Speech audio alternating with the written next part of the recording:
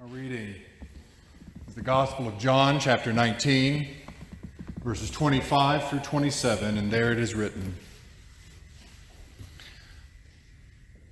Meanwhile, standing near the cross, Jesus were his mother, and his mother's sister, Mary, the wife of Clopas, and Mary Magdalene.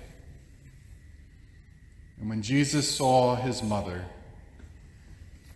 and the disciple whom he loved standing beside her, he said to his mother, "Woman, behold your son." Then he said to the disciple, "Behold your mother." And from that hour the disciple took her into his own home. This is the word of the Lord. Reverend Jackson referenced earlier that confession is good for the soul, and so I have my own confession. My confession is that when Reverend Jackson called me a couple of months ago to give me my assignment, and I heard her say the words over the phone after I asked her, "What am I preaching on?" And she said, "Oh, woman, behold your son," my heart sank. It just did. Don't get me wrong, I want to thank you for this opportunity to preach here Second Reform today, but when I read Jesus' agonizing words, "Woman, behold your son," I know immediately that I am not a qualified interpreter for obvious reasons. Who but a mother could imagine this kind of heartbreak? Who but a mother could feel in the depths of her heart this kind of devastation as her son hung there on an instrument of torture and death? Who but Mary, the new Eve, mother of us all, who but Mary alone could remember Jesus as a baby in the temple, as Simeon pronounced great things for this little boy, as well as that dreadful warning, "A sword will pierce your soul too." No, brothers and sisters, I'm not qualified to speak about this holy mystery, but I can take you on a journey. I can take you on a journey that I went on a month ago down into North Carolina to be with my people. The graveside of my godfather and namesake's 37-year-old son. I'd grown up with this family. As I said, my middle name is based on his. I'd grown up with this 37-year-old son now dead. 3 years younger than me. And here he was, having lost his battle with addiction. I'll never forget the scene.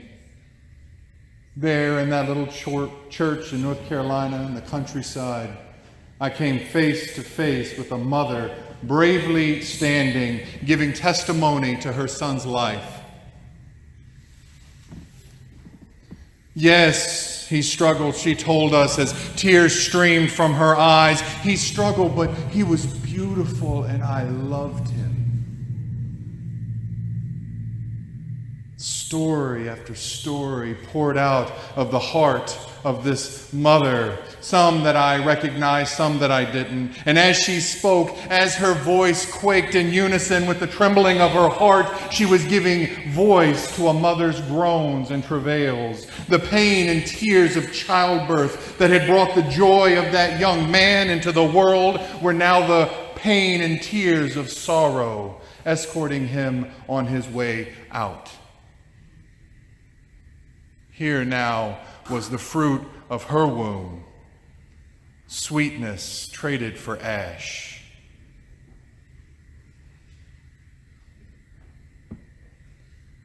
And just like my own experience, John invites us to a similar scene. But instead now, a scene that embodies all our sorrows. And as uncomfortable as it may be for us to stand here and look, he wants us to look upon the mystery of Mary's broken heart. Yes, her friends and her sister were there. Yes, the young and impressionable disciple was there at her side. Yes, she had heard Jesus say many times that he was to be about his Father's business. Yes, she knew that God's call, God's claim on his life was dangerous. Yes, she knew all of that. But here at this moment, there are only tears and disbelief. No mother can imagine.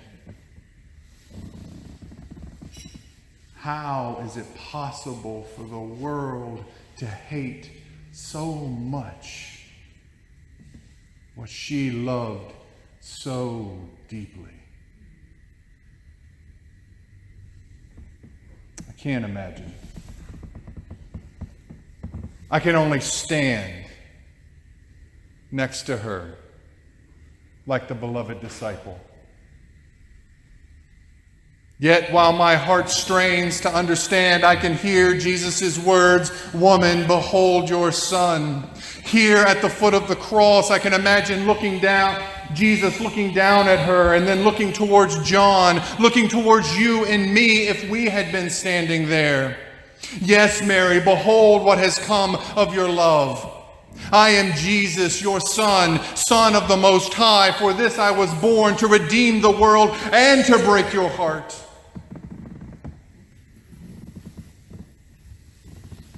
While that is true, as Jesus now looks over at that beloved disciple at her side, as he looks over at us as we stand before him, he invites Mary to behold us, her new sons and daughters, those who will inherit and live through and by the very body of her beloved Son. Woman, behold. And then, if you're quiet enough,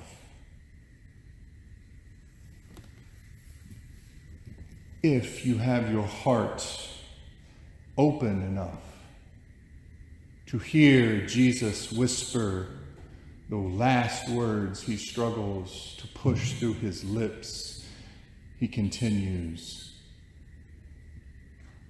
"Behold your mother."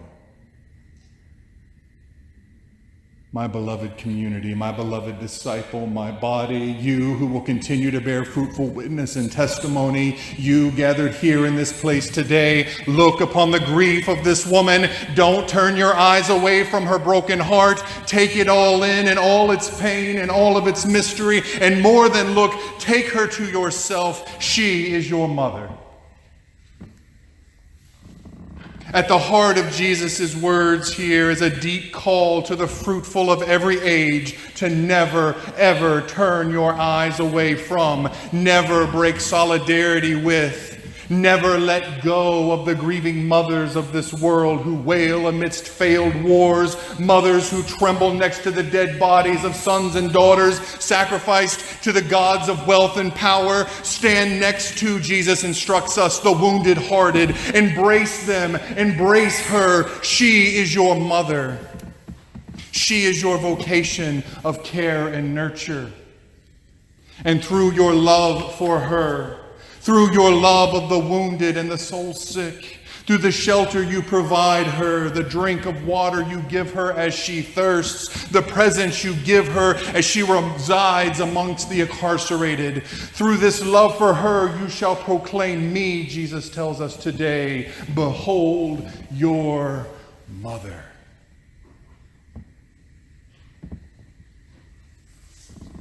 Woman, behold your son, behold your mother. That's Jesus' lesson to those that would follow him. Sometimes all you can do is stand next to those who mourn and weep with them. And we ought never, ever shy from mixing our tears with the world's deep well of sorrow. I had to learn that next to a weeping mother. And if today's remembrance is to mean anything for us at a time when Rachel's weeping can be heard from our streets to the streets of Syria, from solitary cells to the isolation of addiction, from the broken outside our walls to the walls we hide behind, then we must stand in the gap. We must stand with and give shelter and comfort to our mother. For this is Jesus' dying wish. Glory be to God. Amen.